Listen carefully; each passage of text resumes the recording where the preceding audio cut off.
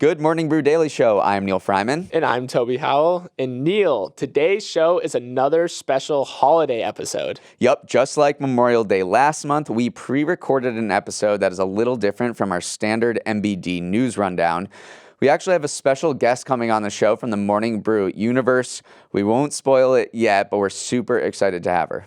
But before we jump into the meat of the show, Neal, by the time people listen to today's episode, it'll be Juneteenth.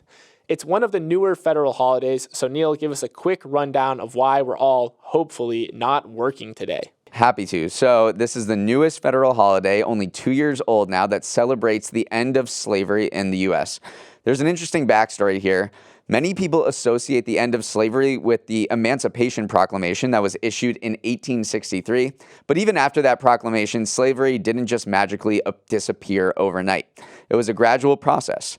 Juneteenth began in Texas as a celebration of the day that 2,000 Union soldiers arrived in Galveston a full 2 years after the Emancipation Proclamation and announced to the more than 250,000 enslaved people in this state that they were free. So that day was June 19th, and that's where we get Juneteenth.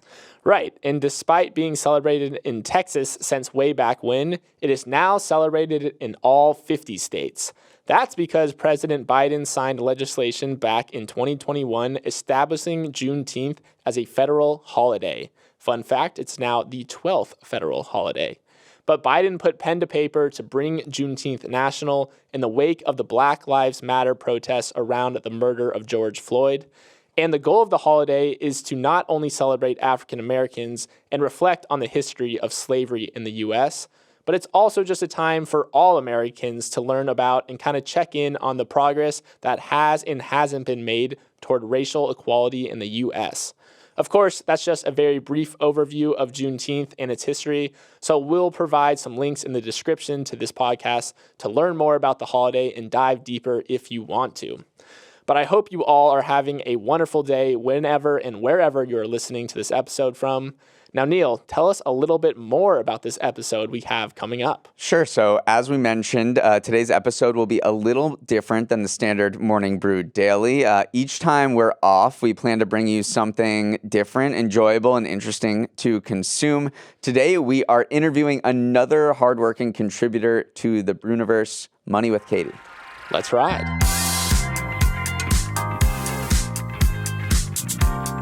Katie, welcome to the show. We are super pumped to have you. Neal and I are huge fans, and we cannot wait to introduce you to the Morning Brew Daily audience. Oh, thanks for having me.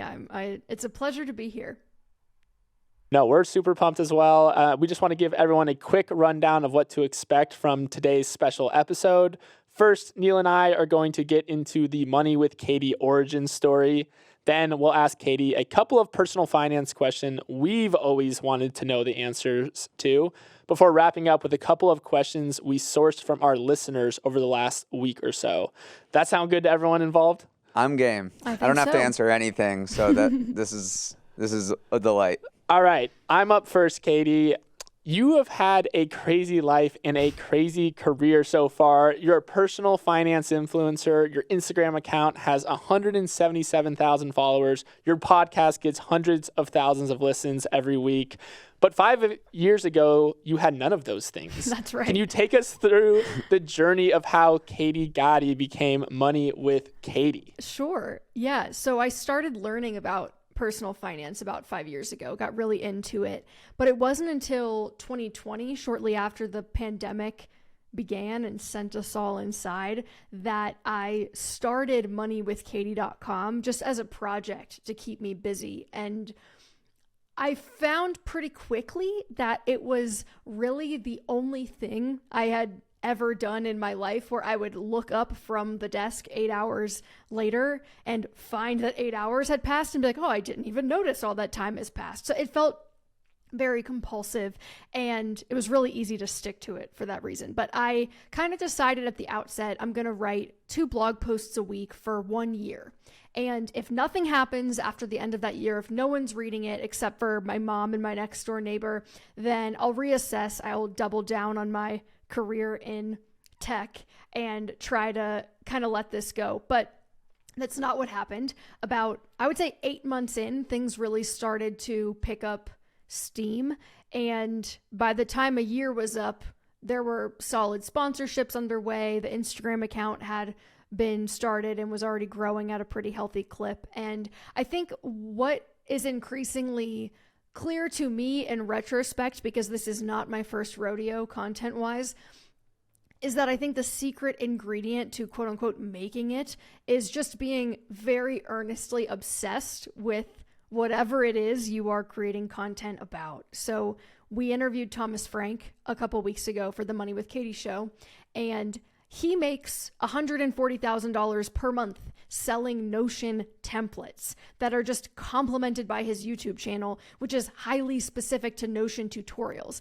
And in that interview, he said, I tinker around with Notion hacks on Saturday mornings for fun. It's like what I do at 9 a.m. on a Saturday just because I want to. And that really resonated with me. I think I do the same thing, but with all things money. So I think now that I'm where I am, I do think that it would be difficult otherwise to turn content creation into a career unless you are just that obsessed with the craft.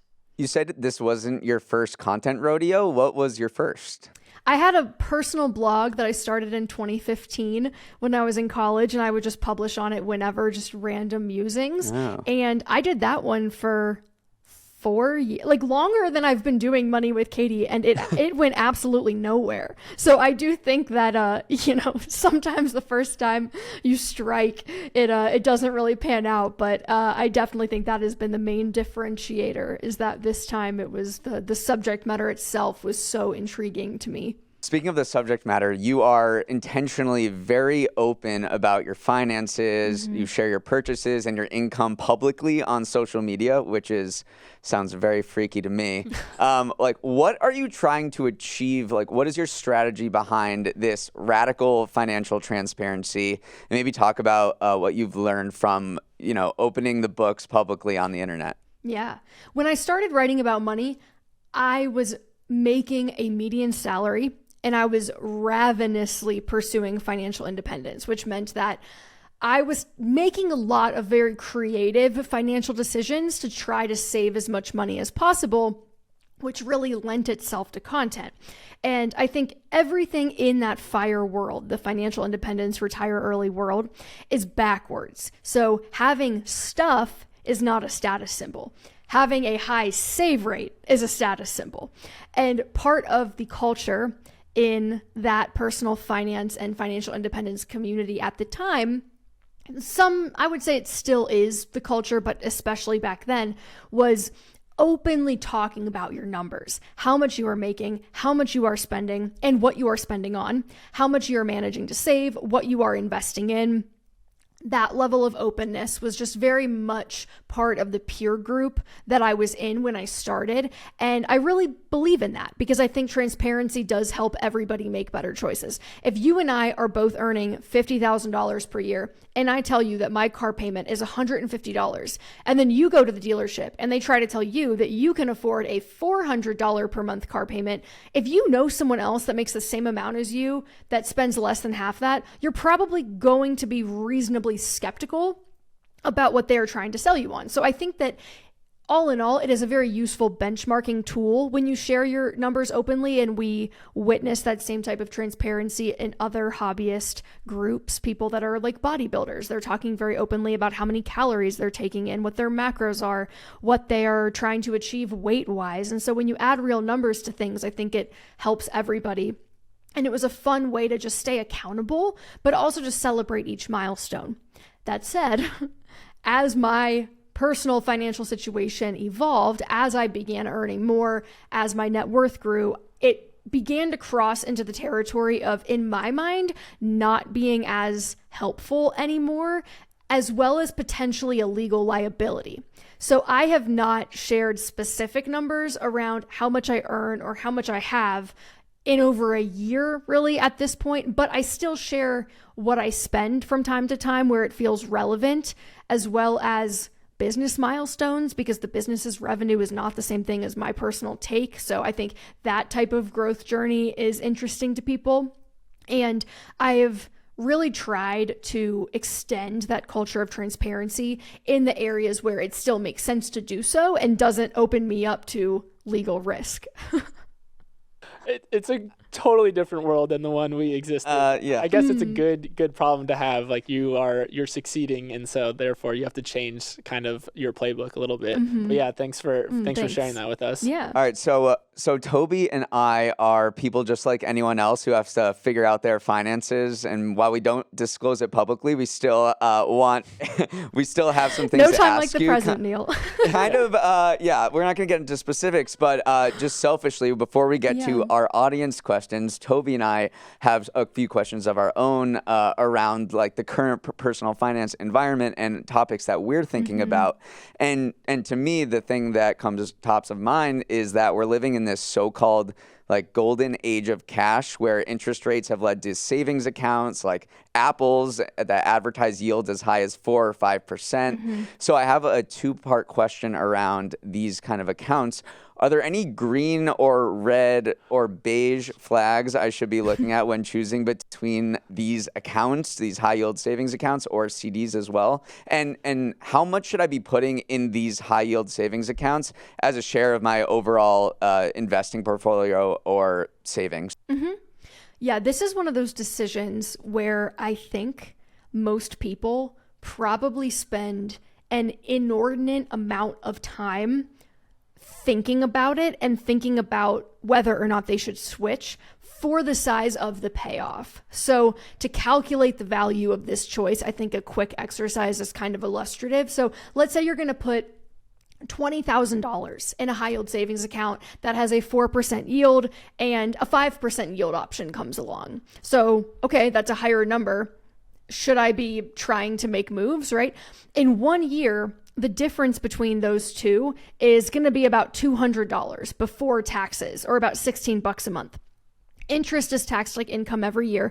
So after taxes are taken out, you're looking at probably keeping about 75% of that net. So my point is that it's not really a decision that I would be losing sleep over. I think getting the bigger things right, like what is your save rate? What percentage of your income are you saving for the future? That's going to tell you quickly whether or not you are set to become financially independent at a timeline that you're happy with, or your asset allocation, making sure that you're not too cash heavy or too bond heavy in your 20s and your 30s when you're theoretically in a position where you can be a little bit more aggressive with your long-term timelines. Like those types of things are going to have a much larger impact on your long-term financial picture than your high yield savings account provider or how much that account is paying, whether it be 2% or 5%.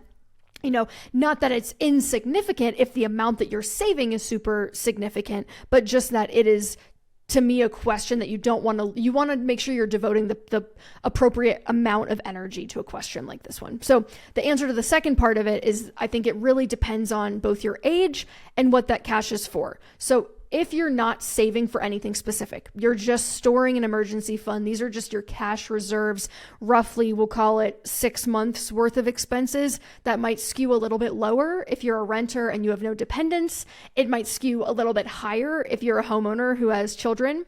But typically 6 months is about the benchmark.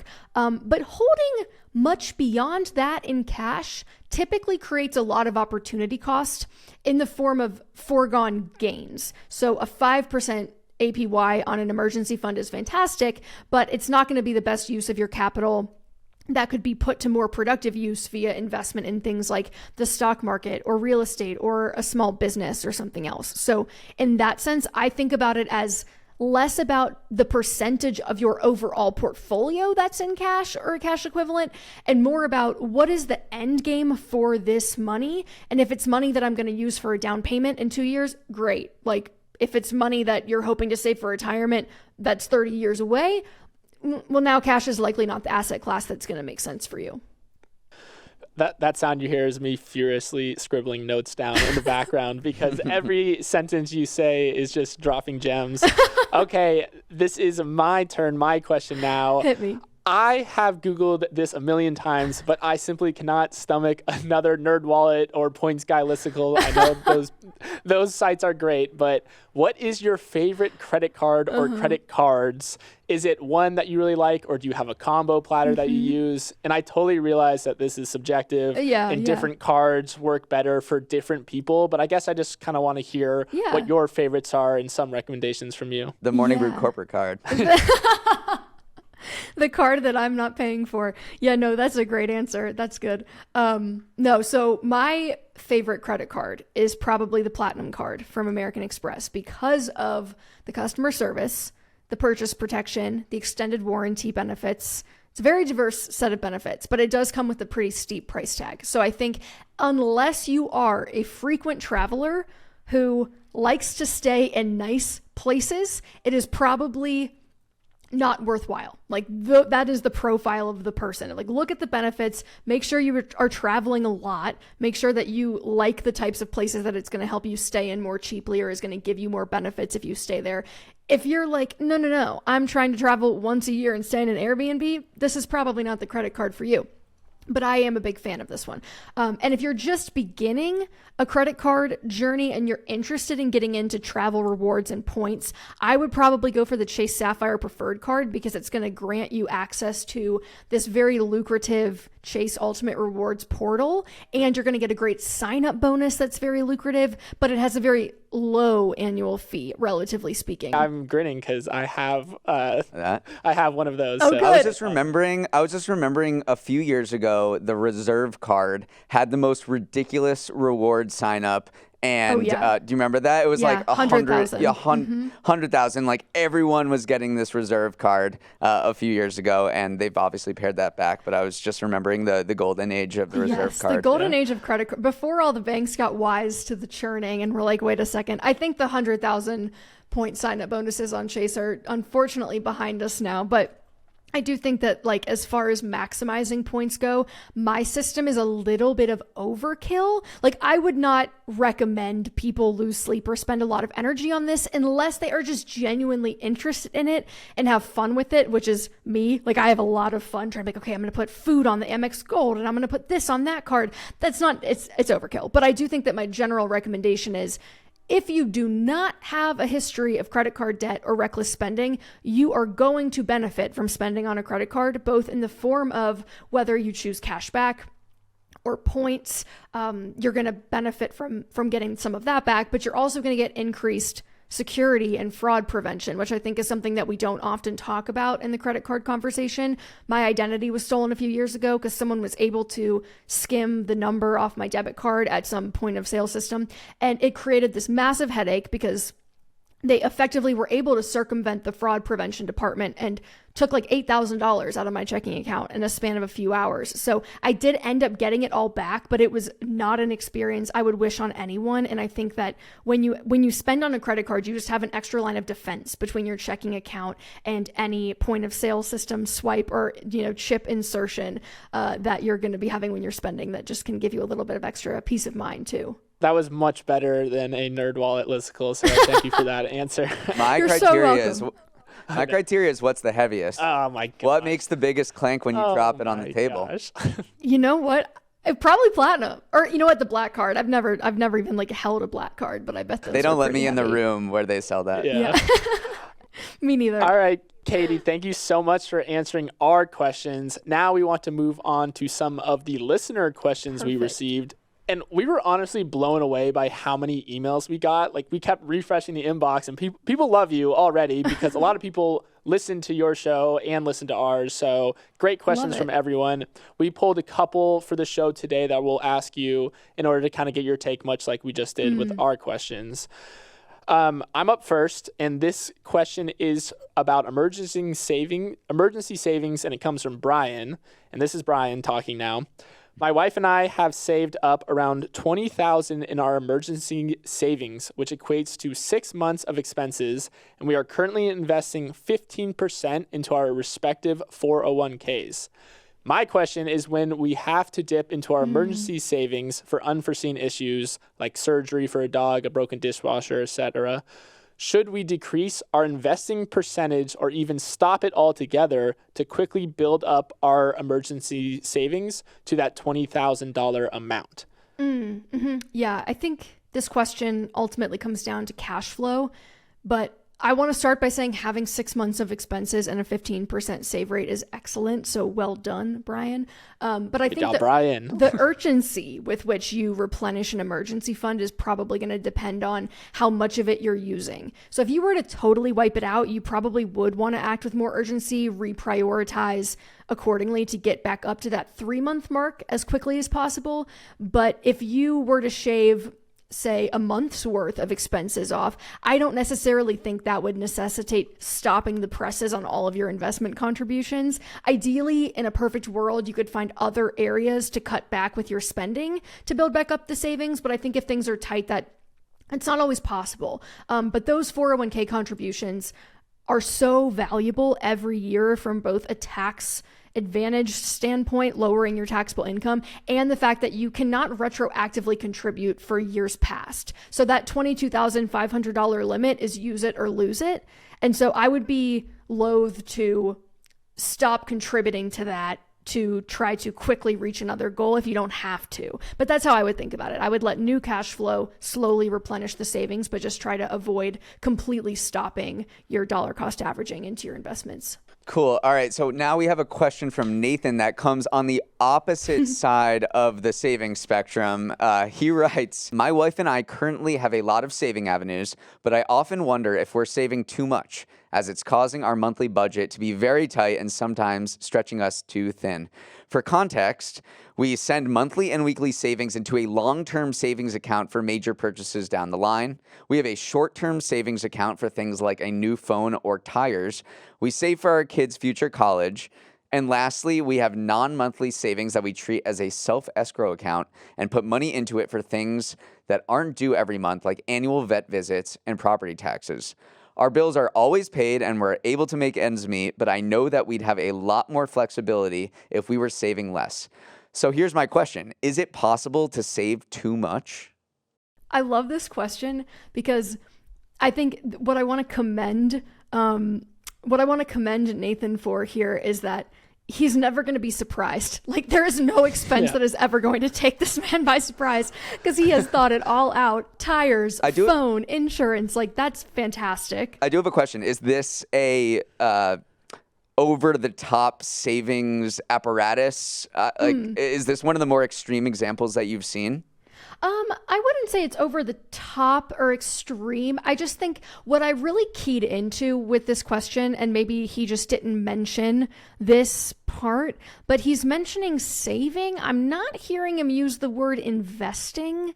Like, he's talking about the long term and saving for purchases, but I'm not hearing talk about investing, which makes me wonder, particularly for those long-term things, are you literally just putting money in a savings account, or are you putting that money to more productive use in the stock market? Because I think, for example, they're talking about a kid's college education. I think in the full question, the kid is not even, they don't have a child yet. Like, if you're talking about saving for a kid's college education, that child has not even been born, you're looking at a minimum 20-year timeline. Like, in no world should that money be in a savings account. Like, that would be a prime example, prime candidate for you want to be investing that money, putting it to more productive use. So that would be my first call out. But I think the heart of the question, though, comes down to, am I prioritizing my future too much at the expense of my present? And I think that is definitely possible. It's just not a personal finance question that we hear about very often because most people have the opposite problem where they're prioritizing the present. But when you're first starting out, you're trying to get a cash savings built. Obviously, sacrifices are going to be necessary, but I do think this is something that you have to constantly recalibrate, right? And before Nathan and his spouse start thinking about saving money for a kid's education 20 years from now, they probably want to check back in with those goals and, hey, are we on track for our own retirement? Like, there are no student loans for retirement. So let's make sure that the money we're saving is going to the highest and best use. And one thing that I think makes sense is pushing yourself to the point where it starts to hurt, where it starts to feel tight. Okay, now you've gone slightly too far, you can taper back. I tend to think that once you get a save rate beyond like 40%, you're hitting the point of diminishing returns because Going from 10 to 15%, that's going to shave years off your working timeline. The jump from 40 to 45 is barely going to move the needle. The more you save, the less incremental savings are going to make an impact. Okay, so Nathan, sounds like you put a great structure in place, and it might be time to wonder whether you can pull back a little bit. Scale back a little bit. But good job. Yes, but overall, incredible work. Your savings plans are so intricate and are laudable. Yeah. Now let's zoom out a little bit to the big picture. We have a question from Shalia. I've been hoping to learn more about the Fed interest rates and how they affect people of different tax brackets. I never fully understood how it helps or hurt the economy. I know it's kind of a broad topic, but as a middle-class working citizen, I'd love to learn more about how the Fed interest rates trickle down and impact me and my family as well as others. Yeah, super curious question. I love that. And I think this is one of those things where there's probably a satisfactory surface level answer that will keep things tactical, but I want to acknowledge that you could devolve into an incredibly complicated discussion about this, because monetary policy is one of those things where there are a lot of smart people who disagree about what the short and long-term effects of these things are. So to keep it in the tactical realm, I think it's generally accepted conventional wisdom that a higher interest rate tends to hurt consumers in a couple of ways. Anything that you need to borrow money to buy will now be more expensive because borrowing money is more expensive. So this in practice tends to just mean that you can afford less. And I think in times of high inflation, that is actually expressly the point. They want people spending less, so inflation will slow down. More on that in a second, but you'll see higher interest rates on mortgages, auto loans, your variable rate debt. Debt will become more expensive. But the flip side of that is the higher yields that we were talking about earlier. So savings accounts, bonds. In the low interest rate environment of the last 10 or so years, there was this saying, TINA, which stood for there is no alternative. If you wanted yield, you had to take on risk. You had to invest in equities. Bond yields, rates on CDs, savings accounts, it was all very low. So in that sense, can be very helpful. It's also one of the only levers that the Fed can pull to address inflation, but it is an imperfect solution that arguably is not the right approach in all instances. But it's a rock and a hard place for them because inflation typically hurts wage earners the most, whose incomes no longer are going to go as far, but don't benefit from the asset inflation that people in higher income brackets or who have higher net worths are going to benefit from, where their stocks and their homes are now worth more. So I think in general, the way to sum it up is just to say that higher interest rates tends to slow things down, also tends to slow down hiring, suppress wages. But again, all of that is kind of part of what the Fed is actually trying to engineer. And now we're starting to veer into the theoretical territory, so I'll stop there. No, that was, you definitely hit on some of the practical things. And yeah, I mean, we talk about it on Morning Brew Daily all the time from a very macro level. So that is a good kind of zoom in into how it is affecting people personally. Yeah, I think mortgage rates is where you can really see it tangibly play out. They were, 3.5%. I'm sorry, I'm just making that up, but it was very low during the pandemic. And now they've, I think at one point recently hit over 7%, which equates to hundreds of dollars more that you're paying each month on your mortgage. So this can have real effects just from what the Fed is doing in its little DC bunker, pulling the strings, can have real effect on your wallet. Here is our final question, final audience question from Dom. As the first person in my family to own a home and achieve a six-figure salary, what sorts of things should I start looking into to maximize my earnings and set good financial habits? I have an employee-sponsored 401k and an HSA, but what are some other ways to reduce my taxable income? That's like a multi-part question. For sure. Yeah. Well, first of all, congratulations, Dom, because those are huge accomplishments. And I hope you feel very proud of yourself, especially to be the first person in your family. That is generationally incredibly significant. So well done.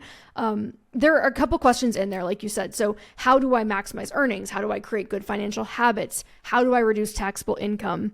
And they mentioned the 401k and the HSA. So I think when it comes to a W-2 job, you are unfortunately fairly limited in ways that you can reduce taxable income. I would say the main ways are those two that you've highlighted already. The pre-tax investment accounts like the 401k and HSA, I think those are excellent vehicles for writing off income that you are actually keeping, as opposed to the way a business owner might write off taxable income that they are spending. So it's kind of a double whammy in that sense. And traditionally, there are a couple of more advanced ways to reduce taxable income as you earn more, but they tend to go hand in hand with earning more because typically people do that in a variety of ways. So the first is self-employment investment vehicles. So if you are partially or fully self-employed, meaning if you have a side hustle, this counts. You can contribute to a solo 401k or a SEP IRA with that source of income. And they have different rules, but the headline is that you can put away up to $66,000 per year of pre-tax contributions into those types of accounts, which can really meaningfully lower your tax bill, like in some cases by tens of thousands of dollars. So I love that one. The other way that people will reduce taxable income is through real estate investing. So note that this is not the same thing as buying a primary residence that you're going to live in, but rather doing something called depreciation of a rental property. So if you have a large portfolio of properties or you are becoming a rental property investor, you can deduct the cost of those properties over a set period of time, while at the same time you're building equity in them and you potentially have cash flow, though that is harder today with the current rates and prices. Only thing to note there is that it's not really a silver bullet, because if you sell the property later at an appreciated value, you now have to pay back that depreciation that was captured back to the government.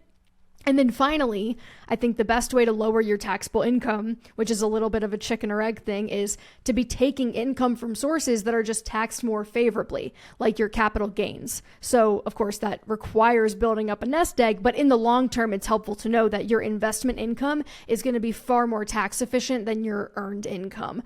But at the end of the day, you're going to get a ton of tax efficiency just from using those pre-tax qualified investment vehicles that your employer is providing to you. All right, Dom. So your first step is to become Warren Buffett.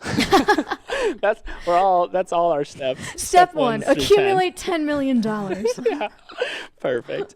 Well, thank you, Katie. I know our listeners are going to be pumped to listen to your advice. We have one final segment for you. We're calling it 6 Questions with Katie. These are much more rapid fire, real quick. Neal and I will bounce back and forth and ask you just quick answers off the top of the head. Okay. So, Neal, you're up first. Take us away. All right. We want to know your best purchase that you've made that's under $50. Is it bad that I can't think of one? I'm like, if you give me $100, my choice is my Nespresso machine. Actually, my cat was only $50. Okay, so he was my best purchase. He was $50 from the shelter. $50 flat. Okay. Yeah. That's a great deal. Well, here, I'll give you a follow-up to that question. What is your best purchase over $50? Let's go over. We have to go over 150, I think. Okay. The goalposts have changed. Okay, $100. Have you seen inflation? Yeah. Okay. Probably my 8 Sleep. It's like a temperature-controlled mattress. I was influenced by Tim Ferriss. I listened to that ad on his podcast so many times that I finally was like, okay, fine, I'll get the 8. It's like the best. It makes sleep so much better. Love that. All right. Besides sleep, what is the one thing that you never regret spending money on? I think my friends. Like, I took my friends on a trip last year, and it was easily the best money that I've ever spent. Where? Mexico. We went to Tulum. It was really fun. We got to get that invite, Neal. Come on. Let's get Do a couple more of these pods, and we'll see. Yeah. All right. What is the one book you would recommend people read?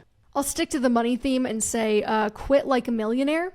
It is a super high value read. You will learn practically everything you need to know just in that one book. Quit Like a Millionaire? By Christy Shen. Yep. And then I have to ask you, what is your biggest personal finance pet peeve?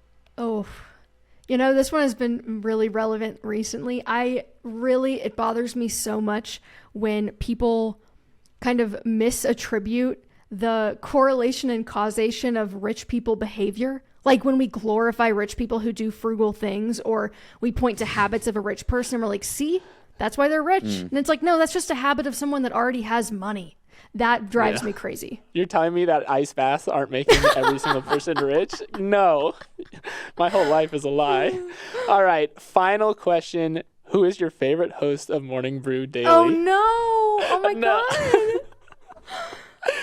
You do not have to answer that. My favorite host is Toby's bleach blonde hair. I have been such a fan of the Bieber cut.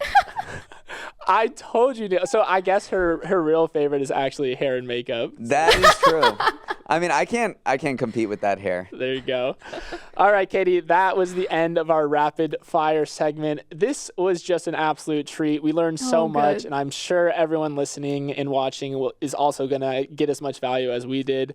Honestly, we'd love to have you back sometime. Yeah, you can be a recurring guest. I think that the platinum card is going to be sold out tomorrow.